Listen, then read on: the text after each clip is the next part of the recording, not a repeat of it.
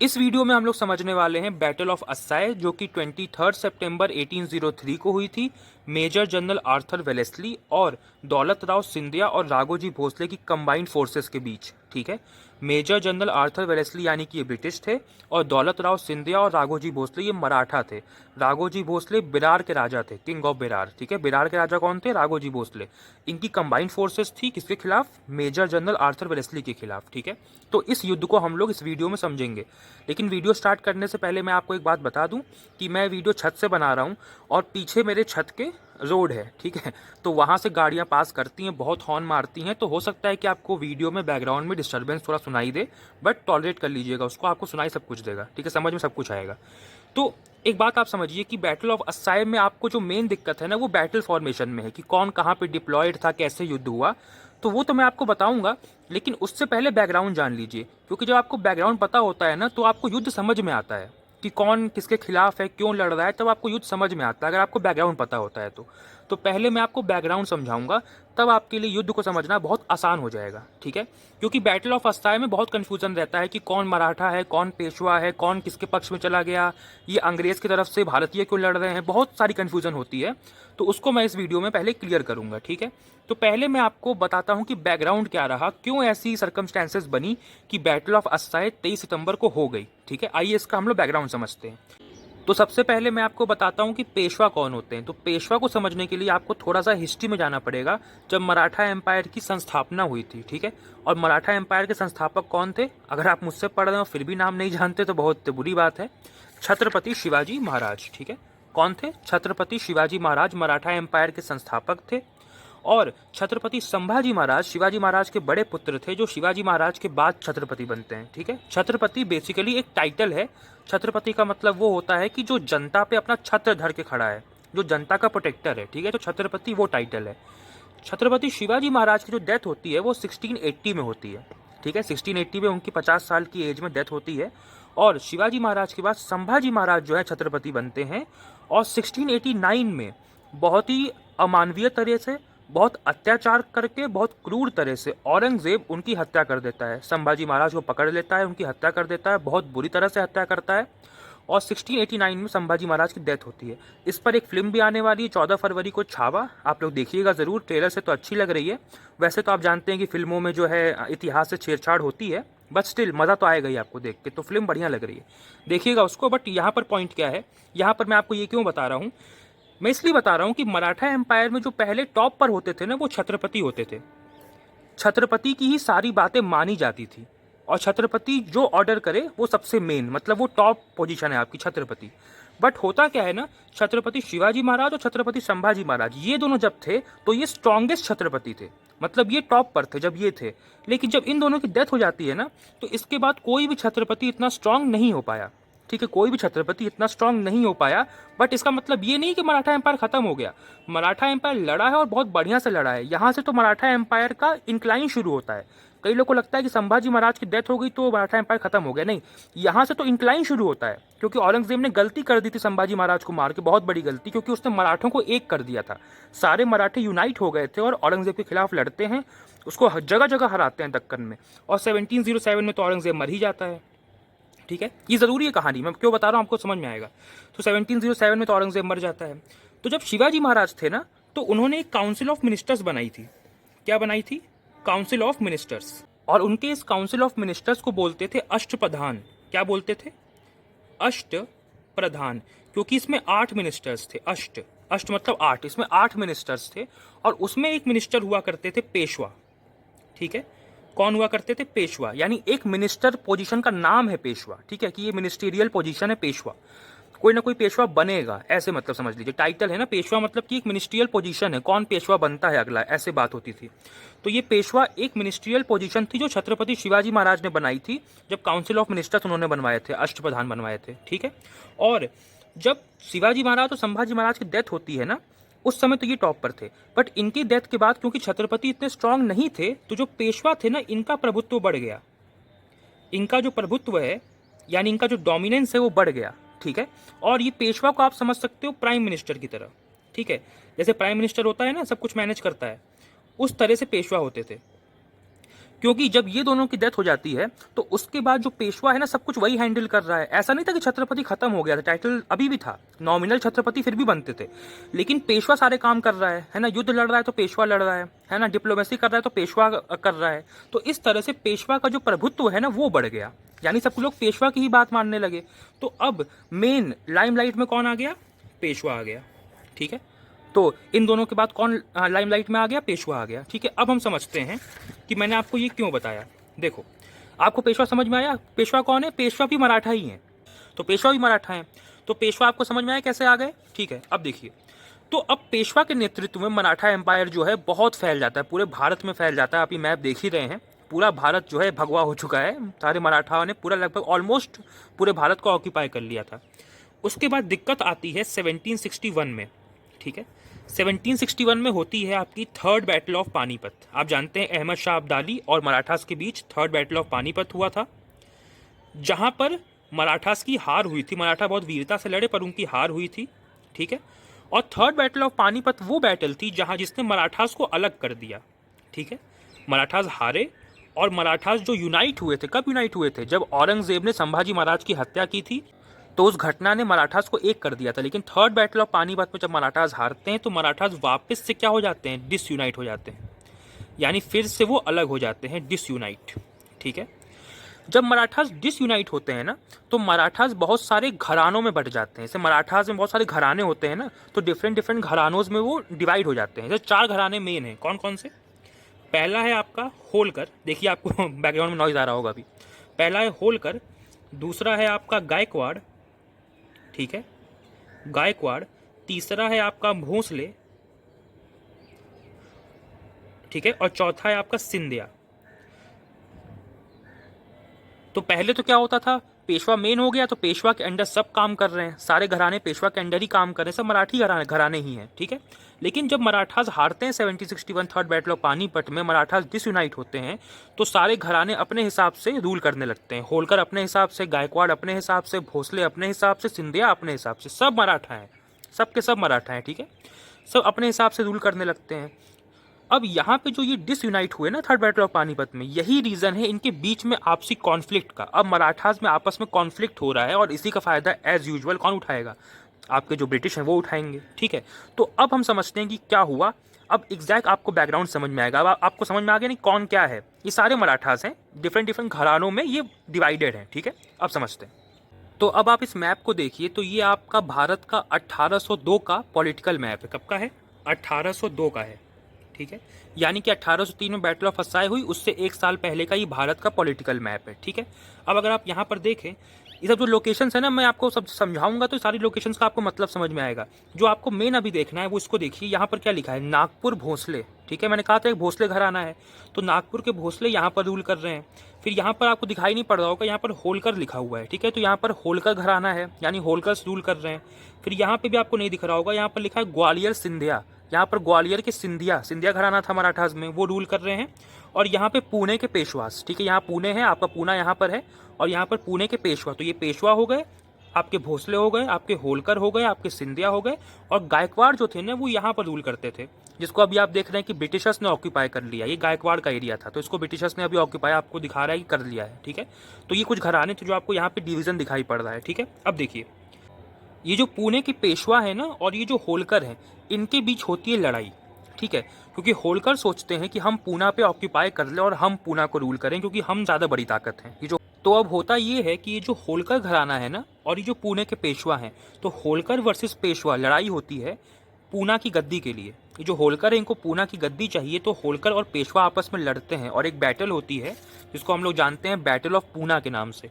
तो battle of Poona 25 अक्टूबर 1802 को होती है, 28 से लगभग 11 महीने पहले। ठीक है ना, 11 महीने हो जाएंगे ना, हाँ 11 महीने पहले बैटल ऑफ पूना होती है 25 अक्टूबर 1802 को। किसके बीच होती है? जसवंत राव होलकर, जो होलकर घराना के लीडर थे, जसवंत राव होलकर, और बाजीराव टू। ये वो बाजीराव नहीं है जो बाजीराव मस्तानी आपने फिल्म देखी है, वो बाजीराव 1 थे, ये बाजीराव 2 हैं। ठीक है, तो ये पेशवा थे।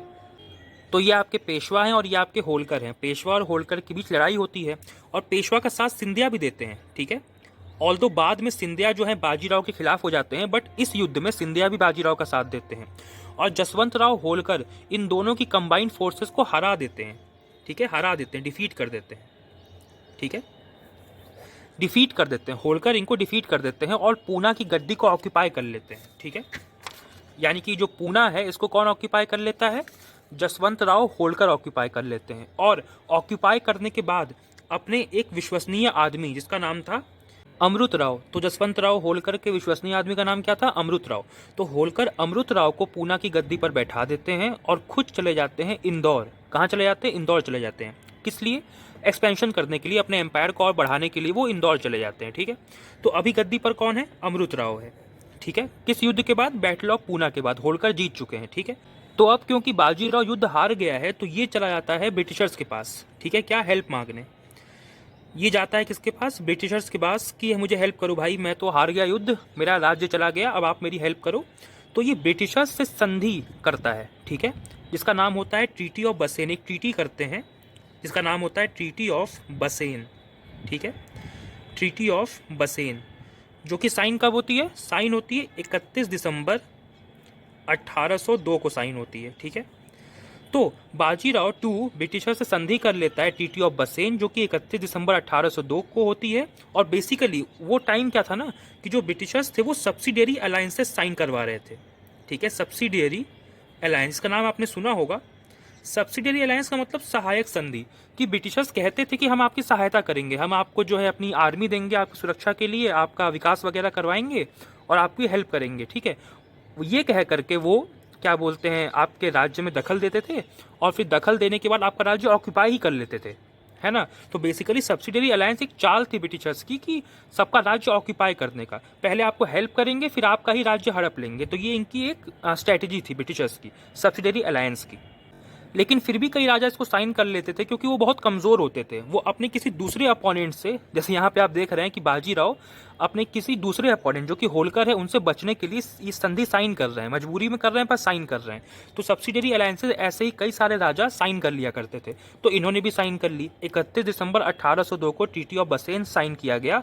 और इसकी शर्तें क्या थी, तो ये कुछ शर्तें थी ट्रीटी ऑफ बसेन की, जिसमें पहली शर्त थी कि friends and enemies will be same, यानी कि पेशवा और ब्रिटिशर्स के जो दुश्मन हैं और दोस्त हैं सेम होंगे। ठीक है, तुम्हारा दुश्मन तो मेरा भी दुश्मन। दूसरी पॉइंट क्या है, पेशवा के राज्य और अधिकारों की रक्षा करेंगे, यानी जो ब्रिटिशर्स है वो पेशवा के राज्य की रक्षा करेंगे, उनके अधिकारों की रक्षा करेंगे। ये तो क्या फॉलो होने वाला है वो तो दिखेगा आगे, वो तो फॉलो नहीं होने वाला, मतलब ठीक है साइन कर दिया, इससे कुछ करने वाले तो है नहीं। तीसरा क्या था, पेशवा के खर्च पे सेना डिप्लॉय करेंगे ब्रिटिशर्स, यानी कि पेशवा पैसा देगा बट सेना कौन लगाएंगे, सेना लगाएंगे ब्रिटिशर्स, क्योंकि ब्रिटिश की सेना मजबूत थी।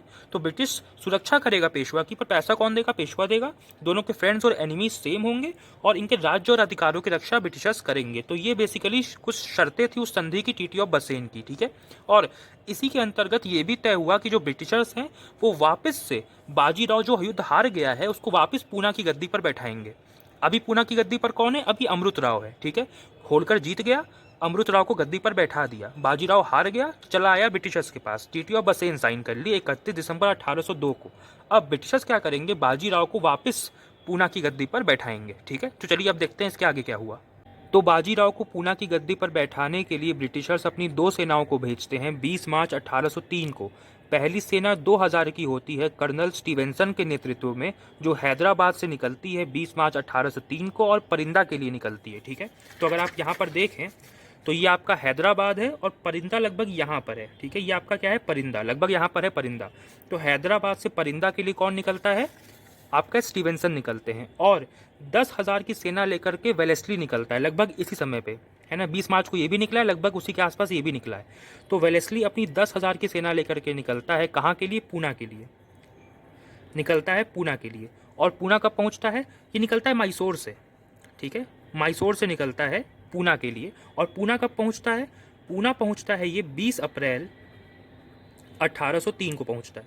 ठीक है, मतलब वही ईयर, सेम ईयर है, मार्च में निकला था और अप्रैल में पहुंचता है, लगभग एक महीने में वो पहुंच जाता है।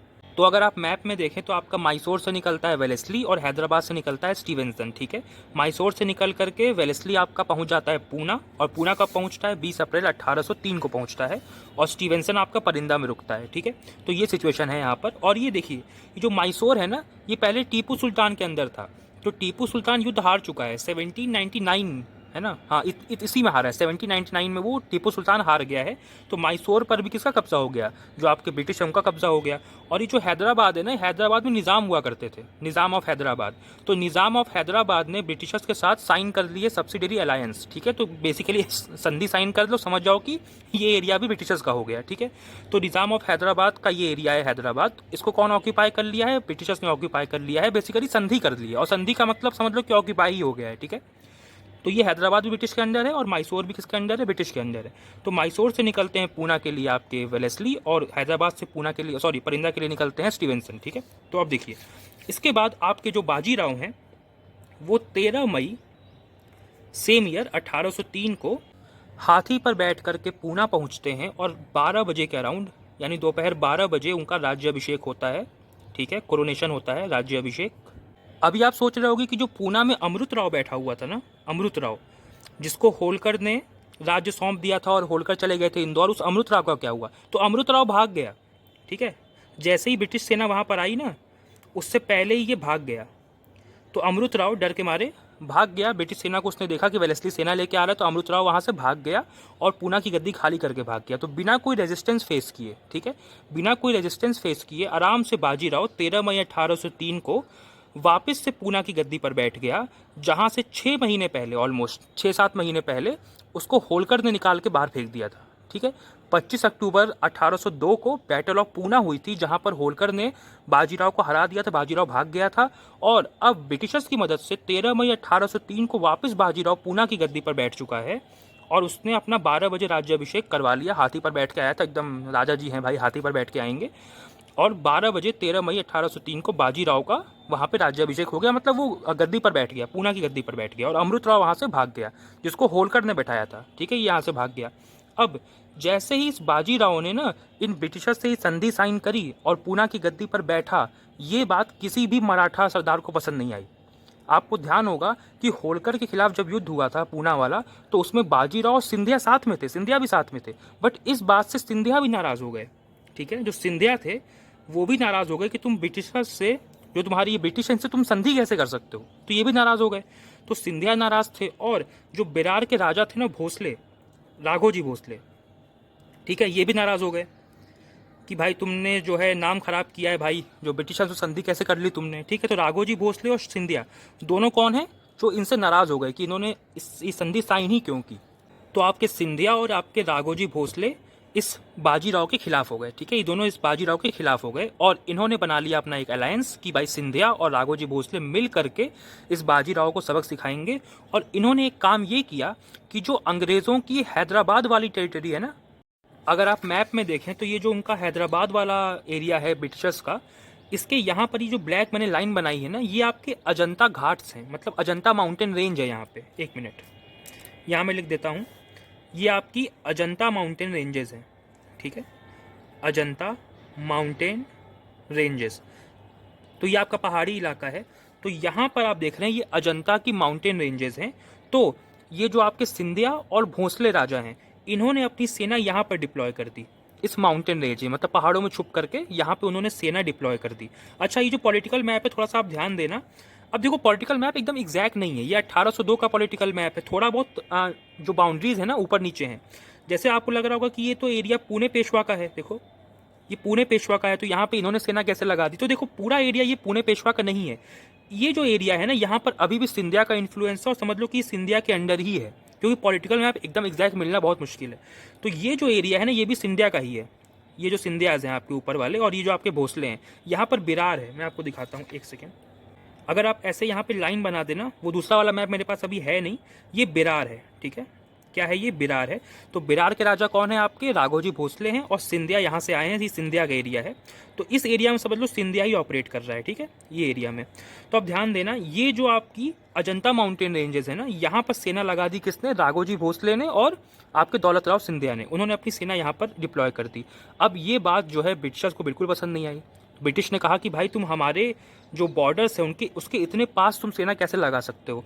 तो ब्रिटिशर्स ने पेशवा को कहा कि भाई आप पेशवा हैं, आप ही सारे मराठे घरानों को कंट्रोल करते हैं, आप ऑर्डर करो कि ये लोग अपनी सेना को यहाँ से हटाएं। तो पेशवा ने कहा भाई मैं क्या करूँ, मेरे पास तो खुद ही कुछ ताकत नहीं है, मुझे तो खुद तुम लोगों ने गद्दी पर बैठाया है, तो मैं क्या कर सकता हूँ। तो बेसिकली बात ये थी कि पेशवा की बात कोई अब नहीं मान रहा है, ठीक है। वो पुराना टाइम नहीं रह गया कि पेशवा की आप बात मानोगे। तो ये इन्होंने बात नहीं मानी और अजंता में सेना लगा दी राघोजी भोसले और सिंधिया ने। इस बात से नाराज़ हो गए आपके ब्रिटिशर्स।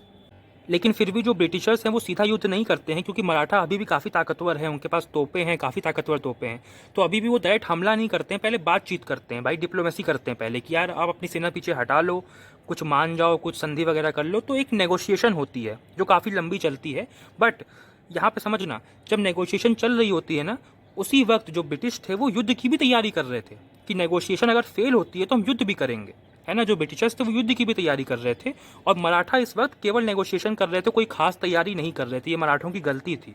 इस समय पे जो ब्रिटिशर्स थे युद्ध की भी तैयारियां कर रहे थे। और इसी तैयारियों के बीच 2 जून 1803 को वेलेस्ली पूना से सेना लेकर के निकला, क्योंकि मान लो अगर नेगोशिएशन फेल होता है, जो बातचीत हो रही है अगर वो फेल होती है, तो यहाँ पर जो राघोजी भोसले और दौलत राव सिंधिया की सेना है उसका सामना कर सकें।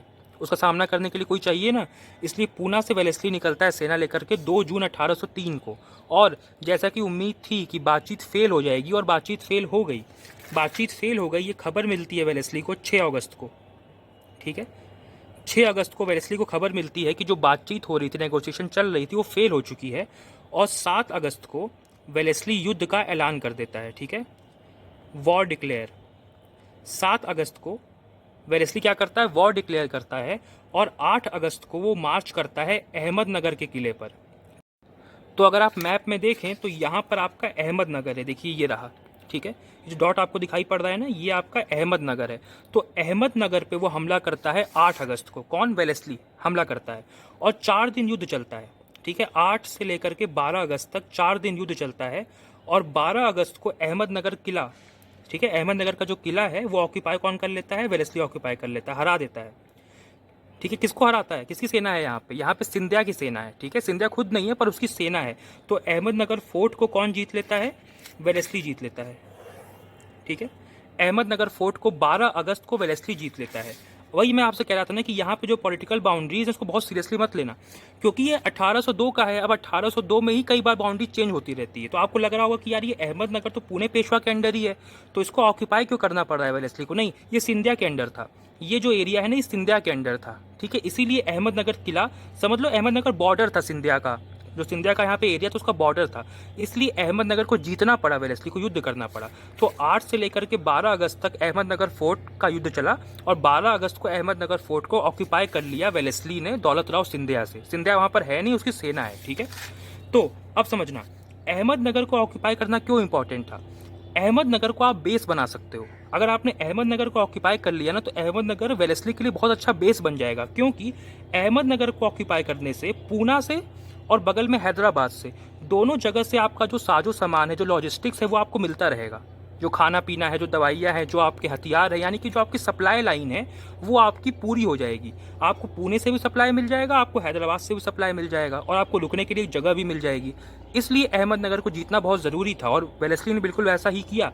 12 अगस्त को उसने अहमदनगर को जीत लिया, और अब इसका जो सप्लाई लाइन है वो पुणे से भी पूरा हो गया और हैदराबाद से भी पूरा हो गया।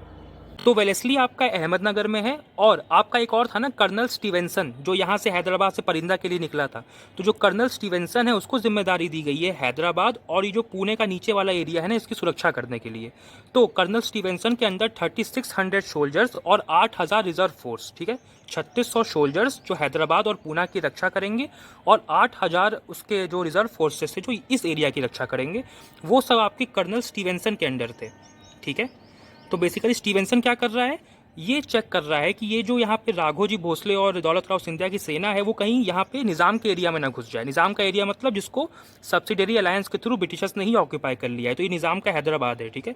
तो निज़ाम के एरिया में ना घुस जाएं कौन, राघोजी भोसले और दौलत राव सिंधिया, उसकी देखने की जिम्मेदारी स्टीवेंसन की है। और साथ में आपने वेलेस्ली को भी भेजा है, जो कि बहुत योग्य कमांडर है, कि मान लो कहीं कॉन्फ्लिक्ट होता है तो वेलेस्ली सामना कर सके दौलत राव सिंधिया और राघोजी भोसले का। तो अहमदनगर किले को जीतने के बाद 12 अगस्त को वेलेस्ली अहमदनगर में है, और अहमदनगर में वो अपना चिकित्सालय वगैरह बनवाता है अपने जो सोल्जर्स घायल हुए हैं उनकी चिकित्सा करने के लिए। तो अपने सोल्जर्स का काफ़ी वो ध्यान रखता था, उस तरह का वो लीडर था। तो वहाँ पे वो चिकित्सालय वगैरह बनवाता है, और वो 18 अगस्त को 18 ऑफ अगस्त को अहमदनगर से निकलता है, ठीक है, 18 अगस्त को वो अहमदनगर से निकलता है और जाता कहाँ पे है, टोका। देखो यहाँ पे टोका है, ये आपका अहमदनगर है और यहाँ पे देखो ये टोका है, दिखाई पड़ा आपको, तो ये टोका है। तो वो अहमदनगर से टोका के लिए निकलता है। कब निकलता है, 18 अगस्त को निकलता है, ठीक है। और 21 अगस्त को वो टोका पहुँच जाता है, ठीक है। कब पहुँचता है, 21 अगस्त को वो टोका पहुँच जाता है, ठीक है। तो अहमदनगर से 18 अगस्त को निकलता है वेलेस्ली और टोका पहुंच जाता है 3 दिन में 21 अगस्त को, ठीक है। तो 21 अगस्त को वेलेस्ली कहाँ पर है, टोका पर है। और ये जो टोका है ना, इस टोका के नॉर्थ में आपकी गोदावरी नदी है, गोदावरी रिवर। अब यहाँ पे बहुत कंजस्टेड हो गया है, तो मैं आपको थोड़ा सा इसको बड़ा करके दिखाता हूँ, इसको देखिए। तो वेलेस्ली यहाँ पर टोका पर है और टोका के जस्ट नॉर्थ में यहाँ पे गोदावरी नदी है। आप देख रहे होंगे कि यहाँ पे गोदावरी नदी की 2 ट्रिब्यूटरीज हैं जो आके मिल रही हैं, ठीक है। तो वेलेस्ली टोका पर है, उसके सामने गोदावरी नदी है। अब वेलेस्ली को गोदावरी नदी को पार करना है, ठीक है। और गोदावरी नदी को पार करने से पहले वो 7 दिन टोका में रुकता है, ठीक है। वो टोका पहुंचा कब है, वो टोका पहुंचा है 21 अगस्त को और टोका में वो 7 दिन तक रुकता है, ठीक है, 28 अगस्त तक। 28 अगस्त को वो ये गोदावरी नदी को पार करता है। तो 28 अगस्त को, 28 अगस्त को वो गोदावरी नदी को पार करता है।